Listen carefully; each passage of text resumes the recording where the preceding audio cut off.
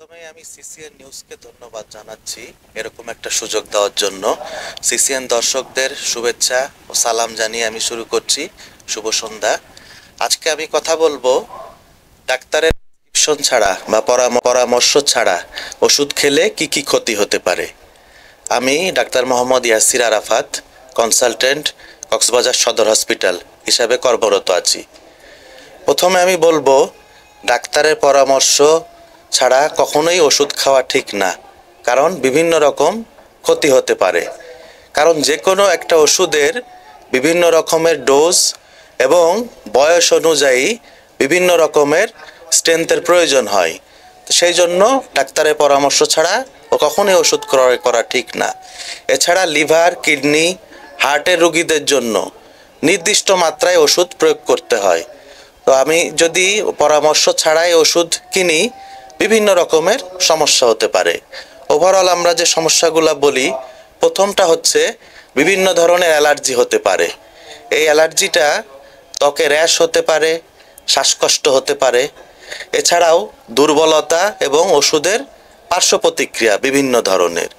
3 number যেটা মূল যে রোগ, সেই রোগের অবনতি হতে পারে এবং রোগটা পরবর্তীতে নির্ণয় নাও হতে পারে। সুতরাং অবশ্যই ডাক্তারের পরামর্শ ছাড়া ওষুধ খাওয়া ঠিক না। আমি এখন নির্দিষ্ট কিছু ওষুধের পার্শ্ব প্রতিক্রিয়া বলবো, যেগুলা আমাদের দেশের লোকজন না বুঝে বিভিন্ন দোকান থেকে সচরাচর ওষুধ খেয়ে থাকে। এরকম কিছু ওষুধ, সবচেয়ে প্রথম যে ওষুধটা, তারা ব্যথার ওষুধ খেয়ে থাকে বিভিন্নভাবে। কিন্তু ব্যথার ওষুধ আমি লিভারের রোগীর ক্ষেত্রে একরকম, কিডনি রোগীর একরকম, হার্টের রোগীর একরকম। এই না বুঝে যদি ওষুধ কেউ খেয়ে ফেলে, তাহলে সেই রোগটা অবশ্যই তখন বেড়ে যাবে এবং আলটিমেটলি লিভার, কিডনি, হার্টের ক্ষতি হবে। 2 নাম্বার যেটা আমি বলি, যে আমরা খাই কমনলি অ্যান্টিবায়োটিক ওষুধ। আমার 1 দিনের 2 দিনের জ্বর হইলো, দেখা যাচ্ছে যেটা ভাইরাস জ্বর, আমার অ্যান্টিবায়োটিকের কোনো প্রয়োজনই নেই, কিন্তু আমি অ্যান্টিবায়োটিক খেয়ে নিচ্ছি।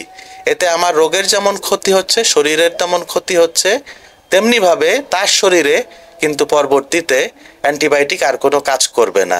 এই জন্য না বুঝে কখনোই অ্যান্টিবায়োটিক ওষুধ আমরা খাবো না। 3 নাম্বার আমি যেটা বলবো, আমরা গ্যাসের ওষুধ বলি, যেটা প্রোটন পাম্প ইনহিবিটর বলি। আমরা না বুঝে মাসের পর মাস কোনো রকম নির্দিষ্ট মাত্রা ছাড়া খেতে থাকি এবং বিভিন্ন রকমের খেতে থাকি। এই নির্দিষ্ট মাত্রা ছাড়া আমরা যদি বছরের পর বছর খেতে থাকি, তাহলে পারে যেটা হবে, আমাদের পাকস্থলীর যে অ্যাসিড, এই অ্যাসিড নিঃসরণ সম্পূর্ণ বন্ধ হয়ে যাবে। বন্ধ হলে পরবর্তীতে রোগীর বিভিন্ন রকম ভিটামিন, আয়রন, এই জাতীয় খাবারে যে ক্যালসিয়াম বা আয়রন থাকে, সেগুলো হজম হবে না। এবং ক্যালসিয়াম, এই অ্যাসিডটা খুবই দরকারি ক্যালসিয়াম দ্রবীভূত হওয়ার জন্য। পরবর্তীতে দেখা যাচ্ছে ক্যালসিয়ামের অভাবে তার হাড়ের ক্ষয় হবে। 4 নাম্বার যে ওষুধটার কথা বলবো, সেটা আমরা রুচিবর্ধক ওষুধ বলে, আমরা ভিটামিন বলে বিভিন্ন দোকান থেকে কিনি এবং এটা খুবই বেশি এই অঞ্চলে, এবং সেখানে স্টেরয়েড জাতীয় ওষুধ ব্যবহার করা হয়। প্রাথমিক অবস্থায় সামান্য রুচি বাড়লেও এই ধরনের ওষুধ কিন্তু খুবই ক্ষতিকর।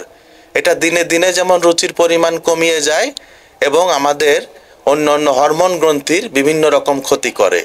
পরবর্তীতে আমরা বিভিন্ন রকমের ওষুধ ইউজ করেও কিন্তু এটা আমরা নির্মূল করতে পারি না। সুতরাং রুচিবর্ধক স্টেরয়েড জাতীয় ওষুধ কখনোই গ্রহণ করবেন না। ফাইনালি আমি যেটা সর্বশেষ বলবো, আমরা চুলকানির ওষুধ বলি।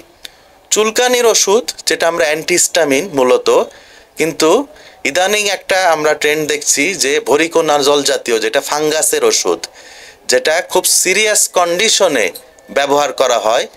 এই জাতীয় ওষুধ মুড়ির মতো বিভিন্ন ফার্মেসি থেকে দিয়ে দেওয়া হচ্ছে এবং ওষুধ খাওয়া মাত্র রোগীরা 4 থেকে 5 দিন পরে রোগীর পা ফুলে যাচ্ছে, মুখ ফুলে যাচ্ছে, কিডনির পয়েন্টটা বেড়ে যাচ্ছে, লিভারের ক্ষতি হচ্ছে এবং রোগী ভর্তি হওয়া লাগতেছে।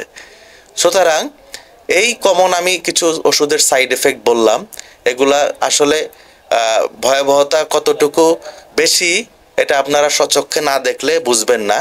এই জন্য আমি পরামর্শ দিব, কখনোই ডাক্তারের পরামর্শ ছাড়া কোনো রোগী কোনো ওষুধ ক্রয় করবেন না এবং না জেনে খাবেন না। এই ওষুধগুলো খাওয়ার কারণে এই যে মাত্রা ঠিক না থাকার কারণে মূলত সবচেয়ে বেশি কমনলি যেটা হয় কিডনির ড্যামেজ হয়, কিডনির সমস্যা হয়, কিডনির পয়েন্টটা বেড়ে যায়, পরবর্তীতে এই কিডনি রোগীর জন্য ডায়ালাইসিস লাগে, অথবা লিভারের ক্ষতি হয়, রোগী জন্ডিস নিয়ে আসে, এবং অথবা তার হার্টের রোগী ব্যথার ওষুধ খাচ্ছে, তার মুখ পা ফুলে যাচ্ছে। এই ধরনের আমরা সমস্যা কিন্তু পাচ্ছি। পরিশেষে আমি এটাই বলবো, কখনোই ডাক্তারের পরামর্শ ছাড়া না বুঝে অ্যান্টিবায়োটিক, ব্যথার ওষুধ বা অ্যালার্জির ওষুধ, রুচিবর্ধক ওষুধ খাওয়া উচিত না। ধন্যবাদ।